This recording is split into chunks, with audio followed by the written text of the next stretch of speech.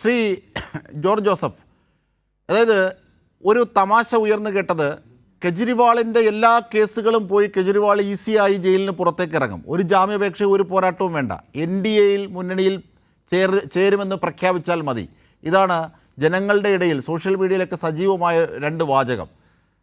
അതായത് നഗ്നമായ ജനാധിപത്യ വിരുദ്ധത കേന്ദ്ര സർക്കാരിൻ്റെ ചിലവിൽ കൊണ്ടാടുകയാണ്.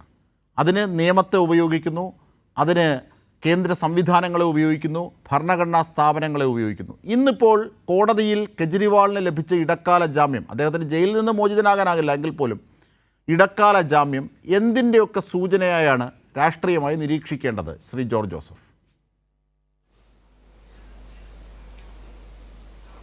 അജിംഷാദ്, ഇവിടെ ഈ ED അതുപോലെ തന്നെ CBI പോലുള്ള ഏജൻസികൾ സമീപകാലത്ത്, പ്രത്യേകിച്ച് കഴിഞ്ഞ കുറച്ച് 4-5 വർഷമായിട്ട് നമ്മൾ കാണുന്ന ഒരു കാര്യം, ഒരു കേസിൻ്റെ ഒരു പ്ലോട്ട് പ്രീ ഫാബ്രിക്കേറ്റ് ചെയ്യുന്നു. ആ പ്രീ ഫാബ്രിക്കേറ്റ് ചെയ്ത പ്ലോട്ടിനകത്ത് ആരൊക്കെ പ്രതികളാകണം, എങ്ങനെയാണ് അവരെ കുടുക്കേണ്ടത്, അങ്ങനെ തങ്ങൾക്ക് രാഷ്ട്രീയമായി എതിരാളികളായി വരുന്ന ആളുകളെ കൃത്യമായി ജനങ്ങളുടെ മുമ്പിൽ ഇവർ ഇങ്ങനെയാണ്, ഇവർ അഴിമതിക്കാരാണ് എന്ന് പറഞ്ഞുകൊണ്ട്, അപ്പോൾ ED പോലുള്ളൊരു ഏജൻസി അല്ലെങ്കിൽ CBI പോലുള്ളൊരു ഏജൻസി അറസ്റ്റ് ചെയ്യുമ്പോൾ ജനങ്ങൾ വിചാരിക്കുന്നത് സ്വാഭാവികമായും എന്തെങ്കിലും ഇല്ലാതെ അങ്ങനെ CBIക്കും EDക്കൊക്കെ കേസ് എടുക്കാൻ പറ്റും. അതെ അതെ.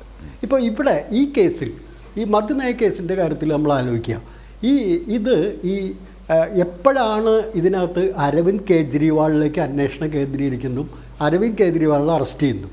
അതായത് ഹൈദരാബാദിലെ വ്യവസായി ഇതിനകത്ത് പ്രധാന പ്രതിയാണ്, മുഖ്യപ്രതിയാണ്. ആ ആളാണ് ഈ അഴിമതിക്ക് വേണ്ടിയിട്ടുള്ള എല്ലാ കാര്യങ്ങളും ചെയ്യുന്നത്. അങ്ങനെ പ്രതിയായിരുന്ന ഒരാളുടെ മൊഴി എടുക്കുകയാണ്.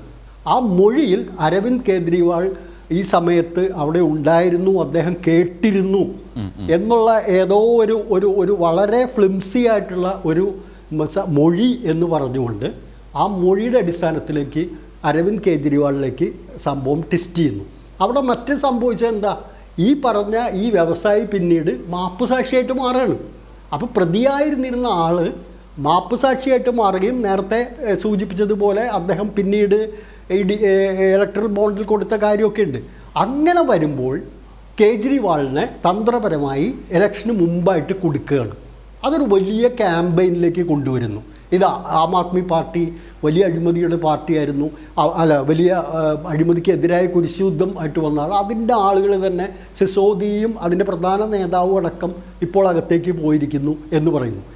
അവിടെ അതായത് നരേന്ദ്രമോദിയുടെ മുഖത്തേറ്റൊരു അടിയാണ് അന്ന് തെരഞ്ഞെടുപ്പിന് തൊട്ട് മുമ്പ് ഇടക്കാല ജാമ്യം നൽകുന്നത്. അവിടെ അരവിന്ദ് കെജ്രിവാൾ ഒരു ജാമ്യാപേക്ഷ സമർപ്പിച്ചിട്ട് പോലുമില്ല. പക്ഷേ തെരഞ്ഞെടുപ്പിൽ നിന്നും അരവിന്ദ് കെജ്രിവാളിനെ പോലെ ഒരു പ്രധാനപ്പെട്ട രാഷ്ട്രീയ നേതാവിനെ മാറ്റി നിർത്തുക എന്നുള്ള ഗൂഢോദ്ദേശം അതിൻ്റെ പിന്നിലുണ്ടെന്ന് കോടതിക്ക് വ്യക്തമായി ബോധ്യപ്പെട്ടതിൻ്റെ അടിസ്ഥാനത്തിലാണ് എല്ലാ വാദങ്ങളും തള്ളിക്കൊണ്ട് നിങ്ങൾ ഒരു മാസത്തേക്ക് പുറത്തുവിട്ട് അദ്ദേഹത്തിന് തെരഞ്ഞെടുപ്പ് കോടതിയുടെ ഇടപെടൽ സുവ്യക്തമാവുകയാണ്, സുപ്രധാനമാവുകയാണ്. അതുപോലെ തന്നെ രാഷ്ട്രീയമായ ഇടപെടൽ കൂടി കേന്ദ്ര അർത്ഥത്തിലുള്ള പ്രതിപക്ഷത്തിൻ്റേത് കൂടുതൽ ശക്തിപ്പെടേണ്ടതുണ്ട്. നേരത്തെ സൂചിപ്പിച്ചതുപോലെ ശക്തമായൊരു പ്രതിപക്ഷമായി ജനങ്ങൾ പ്രതിപക്ഷത്തെ വരവേറ്റിയ സ്ഥിതിക്ക് ദുർബലമാക്കി ഭരണപക്ഷത്തെ എന്ന നിലയ്ക്ക് ആ അർത്ഥത്തിൽ കൂടി നമുക്ക് പോകാം.